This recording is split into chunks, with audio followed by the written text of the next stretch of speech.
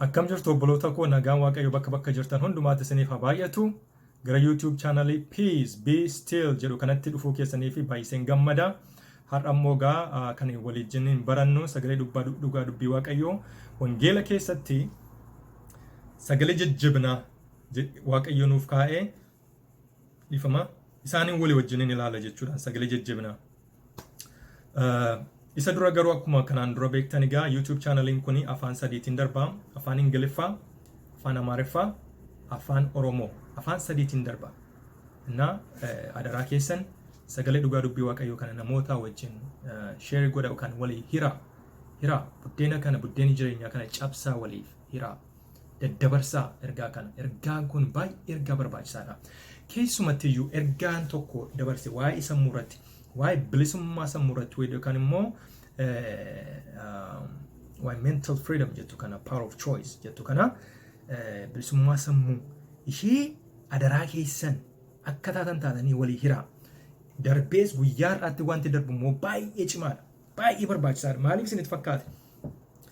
Namoota baay'ee biyya lafaa kana keessa jiran seexanni sammuu isaanii hidheera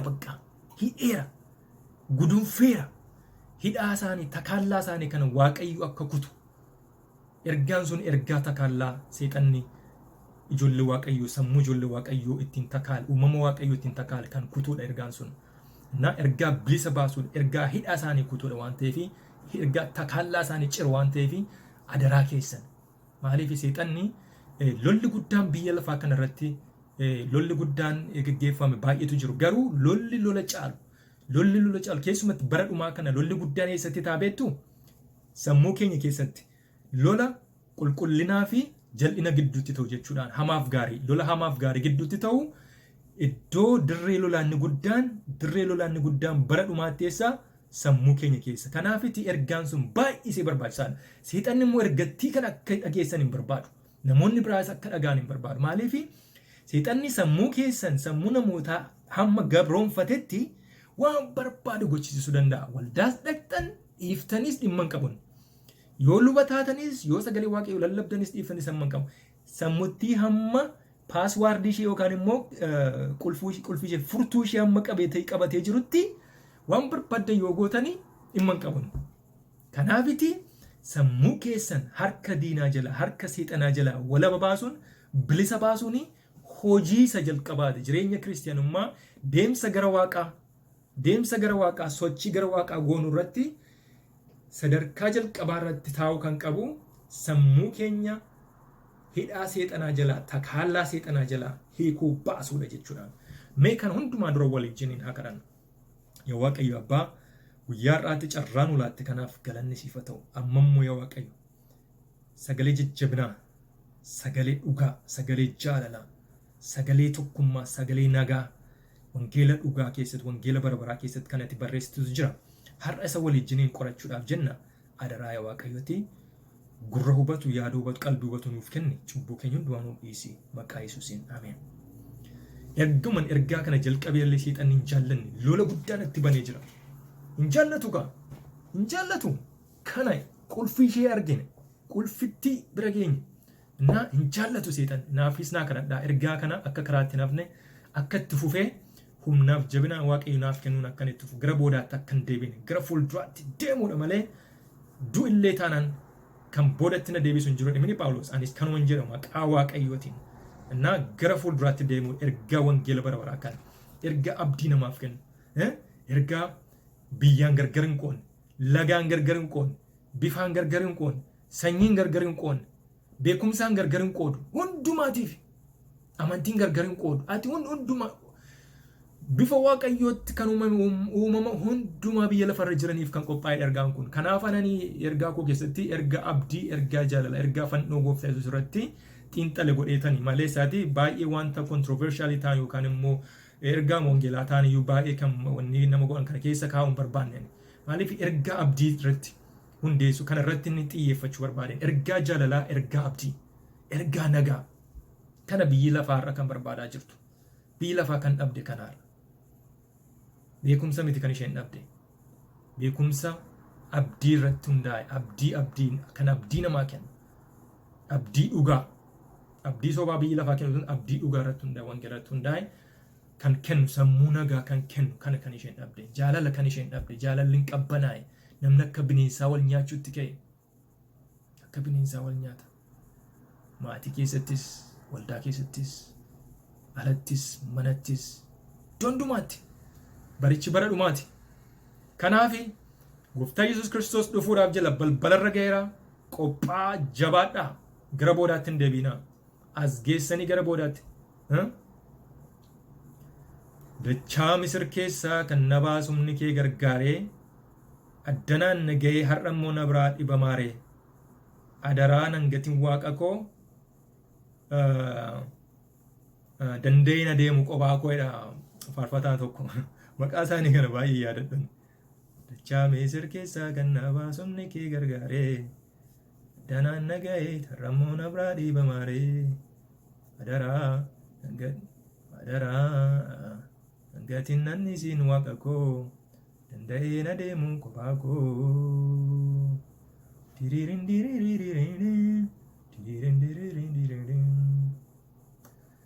kanaaf yoo bolowwan koo addana geessanii duubatti hin deebiinaa biyyi lafaa dukkanaa jirti hin gowwoominaa ija keessan ol kaasaa ilaalaa gara waaqayyoo ergaan har'a qabadhee isiniif dhiyaadhettan seename ergaa jajjabinaa wangeela keessatti ergaa jajjabinaa ba'aan sitti ulfaateera ba'aan koo natti ulfaateera danda'ee ba'aa kanan baadhu jettanii isinitti dhaga'ama nama akkasis itti dhaga'ama ba'aan natti ulfaateera bakka sochoon danda'an nama jedhu beektu sagaleen waaqayyoo maal jedha Maatiyos 11:28 irratti gara kokottaa isin dadhaboota nanadha ani isinan boqochiisa boqonnaan isiniif kenna jedha gara kokottaa isin dadhaboota nana boqonnaan lubbuu keessaniif isiniif kenna jedha waanjoo koos baadhaa inni salphaadha jedhaan narraayis baraa gara kokottaa isinan boqochiisa gara Yesuus akka dhuftan gara Yesuus akka dhaqan itti himaa sodaadhaan yoo guuttanoo inni lammaffaa sodaadhaan guuttaniittu nama sodaan keessi isaa guute beektu yookaan immoo ofii keessanii sodaan keessa keessan guutee beekaa hangaran itti maal na wayya attaman ta'uuf jira maal na wayya maal jedha Isaayyaas boqonnaa 41:10 irratti hin sodaatin aan si wajjinin jira hin nayin ani waaqa keetiidha hin bir'atin hin hollatin hin shakkin ani waaqa keeti sin jabeessa sin gargaara harka tola kootiinis sin qaba sin jabeessa jedha namatti hin tolu ergaan kun waaqayyoos akkas jedha hin sodaatin Daawum Isaayyaas 55:16-17 natti fakkaata meeshaa isaanii sirratti hojjetan hundumtuu hin fashalaa jedha meeshaa seexanni wal irratti sirratti kuuse hundumtuu ni fashalaa maqaa Yesuusiin dhugaadhuman isin jedhan an kan ija kootiin argeera jireenya koo keessatti lafaa kee miti kanan dubbadhu sadaffaa rakkoo guddaa keessa jirtu rakkoo guddaa rakkoo kana keessaa ba'uu hin danda'amne maal jedha beektaa wangeel faarsaa 50:15 irratti yeroo gidiraattis na waammadhu anis na oolchaa atis na galateeffatta jedha natti tole ergaan kun xannummaa keenya gaanee kana shamaddadaa guddanne garuu dhugaadhuma yeroo guddachaa deemtu kan qorumsis baay'ataa deema dhugaadhu kun yeroo gidiraatti waaqayyoon waammadhee waaqayyoon na dhagayeera yeroo gidiraatti waaqayyoon waammattee waaqayyo si dhagayeera waaqayyotti iyyitee waaqni si dhagayee beekaa mee yaadadhu isa darbe hin irraanfatin dhalli namaa rakkoon keenya inni guddaan tokko waan darbe dafnee irraanfanna waan namni nu godhu bara baraan yaadanna waan waaqayyo nuuf godhu garuu dafnee irraanfanna kun egaa foon cubbuudha qaama cubbuun guutame waan ta'eef kanaaf sagalee waaqayyoo kana kan kooti jedha kan kooti kun ergaan kun anaaf kenname jedha claim jechuun an kooti jedha inni arfaffaa garatti kun narfafa kun garatti baasu hin jiru bakka garanti bo'uun qabu jettanii beektu kana keessa garanti bo'uun qabu ani beeku garatti bo'uun qabu bitaan mirga iyyuu beekun garanti bo'uun beeku bakka hattee qabattee bakka karaansa qoraattiin guutu garanti bo'uun qabu jettanii beektu asiin isaan layyaa siin tullu asiin immoo galaan diimaa nagidduu jira. Qorontoos isa tokkoffaa boqonnaa 10 lakkoofsa 13 irratti Qorontoos isa tokkoffaa boqonnaa 10 lakkoofsa 13 irratti maal jedha beektu qoromsi namarra hin geenye sirra ga'een beekuu jedha. Waaqayyo immoo qoromsa sanaa wajjin immoo karaa ba'uu qopheessaa karaati keessaa ittiin baatu hiikkaa isaa furmaata isaas ni qopheessaa. Wanta hin dandeenyu immoo sammuu gatiitti keerran kaa'u jedha akka ati baattuu fi gatiitti keerran kaa'u waaqayyo jedhaan hin eeyyamu waaqayyoon nama namaan jedhan taa'u dhuguma isiidha waaqayyoon nama namaanii wanta humna keetii olii akka ati baattuuf hin eeyyamu akkasitti dhufu hin eeyyamu jedha darbee immoo yoo dhufe immoo karaa ba'uu isaatii qopheesseera waaqayyo kanaaf qormaata sitti dhufu hundumaa rakkoo sitti dhufu hundumaa kun garatti ba'uun qabu hin jedhin waaqayyo karaati itti baatu si qulleessuudhaaf akkuma warqeen abidda keessa ga'ee qoramu si qulqulleessuudhaaf jedheeti xuriirraa waaqayyo karaa qaba abdiin fudhateen inni shanaffaa dhiifama inni shanaffaa immoo ani cubbuu caalu namni takka koo cubbamaan iyyuu hin jiru jettanii yaaddanii beektu Roomee 3:23 irratti hundumtuu yakkeera jedha ayyaanni waaqayyo sitti irrateera jedha Yesus Kiristoos garuu kan dhufe cubbamaa fayyisuudhaaf jedha miti Yohaannis isa tokkoffaa ergaa Yohaannis isa tokkoffaa boqonnaa 1 lakkoofsa 9 irratti immoo maal jedha yoo cubbuu keenya himanne inni amanamaadha cubbuu keenya hundumaa nuuf dhiisuudhaaf jedhaan cubbuu keenya irraa hundumaas nu qulqulleessuudhaaf jedha maqaan isaa galateeffamu waa'een koo abdiin qabu jettanii immoo beektu waa'een koo abdiin qabu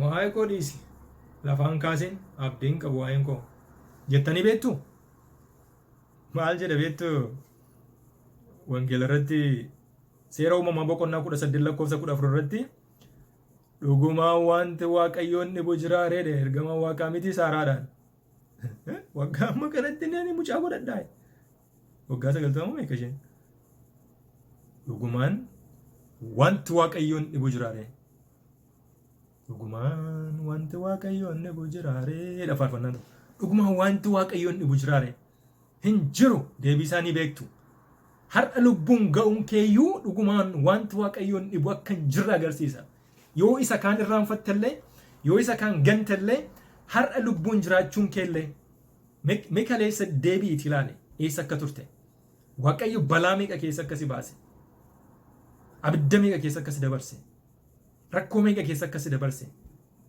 duuba kee ilaali waaqni ragaadha dhugumaan wanti waaqayyoon dhibu jiraare hin jiru inni ittaan immoo silaa waa'ee koo nami yaadu hin jiru waa'ee koos nami giddii jedhu hin jiru anoo gatameera anoo qofaa kooti jettanii immoo beektu akkas isinitti dhaga'ame beeka natti dhaga'ames beeka maayila beektaa waaqayyo Isaayyaas boqonnaa 49 lakkoofsa 15 irratti dhugumaan haati mucaa ishee harma hoosiftu irraanfachuu ni dandeessire jedha hin dandeessu isheen garuu waa irraanfachuu illee ni dandeessi ani garuu isin irraanfadhu jedha harka koo bar'uu koo irratti si barreeffadheera jedha bar'uu koo irratti si barreeffadheera bar'uu keessatti yeroo hundumaa si ilaala si irraanfachuu hin danda'u haati mucaa ishee harma hoosiftu kun jechuun hiikkaa guddaadha keessumatti aadaa keenya keessatti waa'ee haadhaa ni beektu mitiire haadholiin keessumaa haati mucaa ishee irraanfachuu hin dandeessu keessumatti mucaa harma hoosiftu yoo qoraannattis yoo bishaannattis yoo gabaadhattis Yoo hojii dhattes iddoo hundumaa dhattu haati yeroo hundumaa eenyu yaadde? Mucaa koo maal ta'e naa laata? Mucaan koo maal ta'e naa laatetti? Miti ree? Ni beekna kana. Attamitti irraanfatti? Tarii isheen illee irraanfachuu dandeesseedha. Ani garuu gonkumaa sin irraanfadhu. Maaloo kun laphiuma keenya nooyisuu ergaan kun abdiin kun an dhugaadhuman garaa umarraanis nitti dubbachaa jiran fakkeessuudhaan miti. Abdii kana caaluu eessatti argattu? Kana Waaqayyotu dubbachaa jira. Mee ilaalaasin mee na qoraa miti Waaqayyo mee qoraa ilaalaasin. Ergaan irra disnii dubbisaa jiru kana claimii guraa kan kooteedhaati abdii kana nan qora Waaqayyoon mee qoraati ilaalaa. Baay'oonni keessan immoo keessa dabartaniitu ta'a. Gara of duubaatti ilaala. Har'a isa darbe yaadadhaati isa gara fuulduraattis abdii godhadhaa. Dandeettaan isa borii immoo Waaqatu beeka. Ani hin beeku waa'ee borii. Ettanii waa'ee borii yaadduftanii beektu? Ani hin beeku. Garan itti deemu hin beeku. Garan itti deemu hin beeku. Ani bakka hin beeku. Dhiphadheera bakka hin beeku. Jettanii beektu? Dhugaadhaan gara fuulduraatti kan ta'u Waaqayyotu beeka. Garuu waa'ee gara fuulduraa abda cannaqamta dhiphattanii beektu? Sodaadhaan guutamtanii beektu? Badiisa ofirratti raajii dubbattanii beektu? Yookaan immoo bakka an baduu kooti, ani du'uu kooti, ani akkas ta'uu kooti, ani akkas ta'uu kooti jettanii ergaa seexanni gurra keessan keessa kaa'e yookaan immoo karaa namaa isinitti dubbate irra deebitanii dubbattanii beektu? Sammuu keessanitti dubbattanii beektu? Kana sagaleen dhugaa dubbii Waaqayyoo Ermiyaas boqonnaa 29 lakkoofsa 11 irratti ani yaadan isin yaadu beeka jedha. Yaada gaarii, yaada bal'ina, yaada gaarummaa jedhaan. Yaada gaarii isin yaada. Waaqayyoo miti yaada hamaa kan nu yaadu. Waa'ee yaada hamaa kan nu yaachisu yoo ta'e inni hafuura seexanaati. Hafuura lama jira. Yookaan hafuura qulqulluudha yookaan hafuura xuraa'aadha. Hafuurri sadii hin jiru. Kunoo wangeelloo kan jedhu anoo yaadan isin yaadu beeka yaada gaarii jedha. Eessaa dhufeera yaadi hamaan sun? Yaadi badiisaa, yaadi du'aa, yaadi jal'inaa, yaadi mo'amuu, yaadi waan gaddeebii kun eessaa dhufeera? Yaadi dukkanaa kun, yaadi abdii kutannaa kun eessaa dhufe? Seexana, hafuura seexanaati kan kana nutti dubbatu. Hin goyyoominaa. Yeroo inni akkas jedhu ifadhaa maqaa Yesuusiin humni Waaqayyoo Kiristoos naaf du'eera. Abdiin koo Yesuus Kiristoos, abdiin koo kan ijaarame Yesuus irratti jedhama. Gara dhumaatti fidaan jira. Waan hundumaa yaalte boolli hundumaa qottee si didee beekaa waan furmaata dhabde beektaa? Yaalte ta'uu dida. Akkas ta'e beekaa? Kanas yaalte hin ta'u. Kanas ta'a hin mirkanaa'u. Kanas yaalte hin ta'u. Kanas yaalte hin tasaakka'u. Mokorte yaalte dadhabde beektaa? Wangeelli Yohaannis boqonnaa 14 lakkoofsa 6 irratti maal jedha? Ana karaan dhugaanis jireenyis jedha. Karaa mataa keetii yaalte itti argate karaa Yesuusiin immoo yaali. Karaa isaa immoo yaali. Inni ilaalta. Bu'aa isaa garaagarummaa isaa ni ilaalta. Maaliif karaan keessanii akka karaa koo mitiidha. Garaan keessanis yaadi keessanis akka yaada kooti miti. Yaadi koos yaada keessan irraa, karaan koos karaa keessan irraati amma samiin ardi kanarraa fagaata jedha yookaan immoo amma waaqni lafa kanarraa fagaata jedha. Isaayyaas 55:17 irratti waan akkasiiti. Ilaalaa. Mee karaa isaa yaalaa. Darbee immoo Yohaannis 15:5 irratti maal jedha? Ana malee waa gochuu hin dandeessani jedha. Ana wajjin hundumaa gochuu ni dandeessu jedha. Miti ree Filiphisiyoos 4:13 irratti ana wajjin immoo hundaa gochuu dandeessu jedha ammoo. Ana malee homaa gochuu hin dandeessanidha asirratti immoo. Yohaannis boqonnaa 15 lakkoofsa 5 irratti.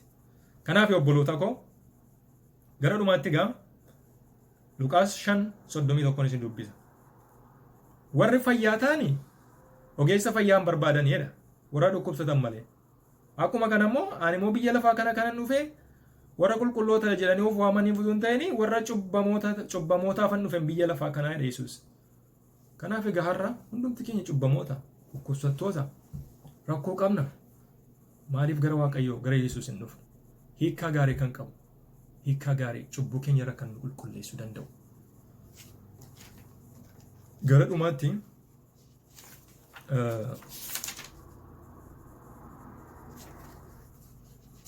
faarfannaa tokkoon isinii faarfadha.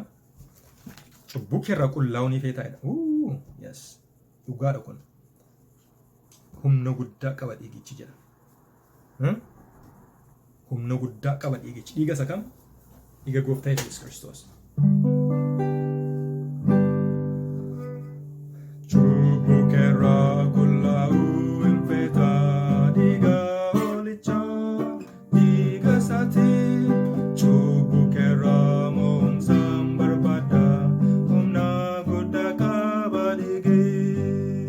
Humna guddaa qaba dhiigichi. Dhiigichi hoolichaa humna guddaa qaba dhiigichi. Humna guddaa qaba dhiigichi. Fedha foon irraa qullaa'uun feetaa dhiiga hoolichaa dhiiga isaatii. Qullaa'uuf gara fannoo isaa kottu humna guddaa qaba dhiigichi. Humna guddaa qaba dhiigichi. Humna dhiigichi hoolichaa humna guddaa qaba dhiigichi. Dhiigi hoolichaa guddaadha. Yesus mootii keetiifin hojjedha. Dhiiga hoolichaa dhiiga isaatii. Ulfina isaatiifis hin jiraadha. Humna guddaa qaba dhiigichi. Humna guddaa qaba dhiigichi. Dhiigichi hoolichaa.